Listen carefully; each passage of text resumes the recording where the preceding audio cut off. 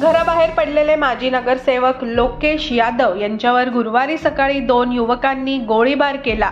यात ते गंभीर जखमी झाल्यामुळे त्यांना नागपूरच्या शासकीय वैद्यकीय महाविद्यालयाच्या रुग्णालयात हलवण्यात आले आहे।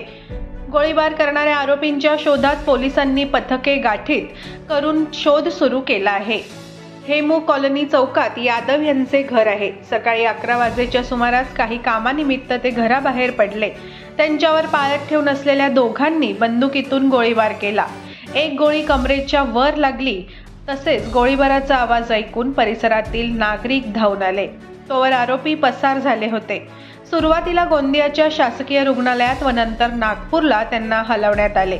सीसीटीव्हीत गोळीबार करणाऱ्यांचे चेहरे कैद झालेले आहेत। या आधारावर पोलिसांनी पथके गठीत करून आरोपींचा शोध सुरू केला आहे।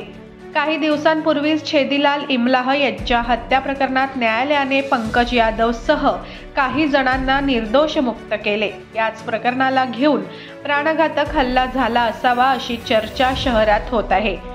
या घटनेनंतर शहरात गँगवॉर उफाळून येण्याची शक्यता व्यक्त होत असल्यामुळे पोलीस अधीक्षक निखिल पिंगळे यांनी शांतता पाळण्याचे आवाहन केलेले आहे।